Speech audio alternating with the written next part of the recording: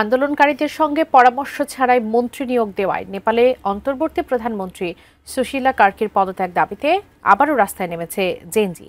রোববার রাতে বালুবাজারে প্রধানমন্ত্রীর বাসভবনের সামনে জেনজি আন্দোলনের অন্যতম নেতা সুদান গুরুংয়ের নেতৃত্বে স্লোগান দিতে থাকেন বিক্ষোভকারীরা। বিস্তারিত থাকছে ডেস্ক রিপোর্টে। सत्ता र राजकीय सत्ता, नेपालको सर्वसत्ता र राजकीय सत्ता।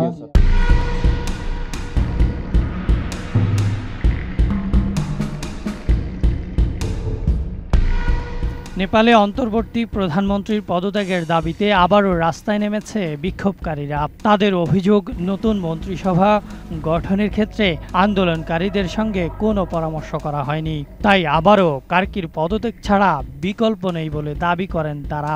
नेपाली जनतामा निहित रहेको नेपालको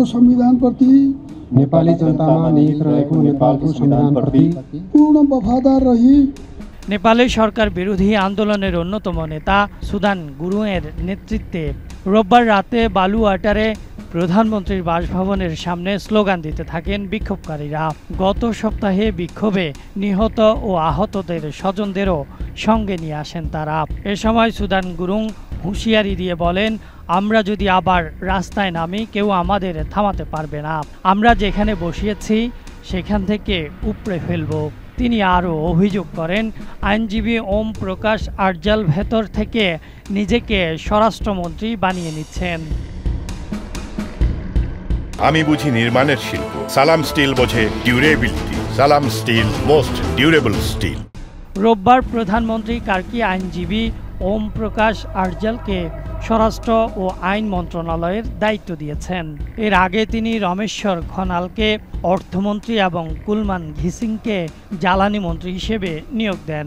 আরজাল সুপ্রিম কোর্টে লোকমান সিং কার্কিকে দুর্নীতি দমন কমিশনের প্রধান করার বিরুদ্ধে রিট দায়ের করে আলোচনায় আসেন। তিনি দীর্ঘদিন ধরে জনস্বার্থ সংশ্লিষ্ট মামলায় লড়াই করেছেন এবং কাঠমান্ডু মহানগর কর্পোরেশনের আইনি উপদেষ্টা হিসেবেও দায়িত্ব পালন করেছেন। অর্থমন্ত্রীর দায়িত্ব পাওয়া রমেশ্বর খনাল ছিলেন সাবেক অর্থ সচিব। তিনি কেপি শর্মা ওলি সরকারের কাছে সম্প্রতি অর্থনৈতিক সংস্কার কমিশনের চেয়ারম্যান হিসেবে 447 পৃষ্ঠার প্রতিবেদন জমা দিয়েছিলেন। অন্যদিকে কুলমান ঘিসিং বিদ্যুৎ কর্তৃপক্ষের সাবেক ব্যবস্থাপনা পরিচালক হিসেবে লোডশেডিং কমিয়ে জন আস্থা অর্জন করেছিলেন। তবে ওলি সরকার তাকে সরিয়ে হিতেন্দ্র দেব সাক্ষ্যকে বসায়, যা জনরোষ সৃষ্টি করেছিল। কার্কি প্রথমে ফোনে তিনজনের সঙ্গেই আলাদাভাবে কথা বলেন, পরে অফিসে ডেকে আলোচনার মাধ্যমে চূড়ান্ত সিদ্ধান্ত নেন। এর আগে তিনি সিনিয়র অ্যাডভোকেট সবিতা ভান্ডারীকে অ্যাটর্নি জেনারেল হিসেবে নিয়োগ দিয়েছেন। রোববার সকালে কার্কি মন্ত্রিসভা গঠনের আলোচনা শুরু করেন। সর্বোচ্চ 11 থেকে 15 সদস্যের মন্ত্রিসভা গঠন করা হবে বলে জানা গেছে। ফলে মন্ত্রীদের একাধিক মন্ত্রণালয়ের দায়িত্ব দেওয়া হতে পারে।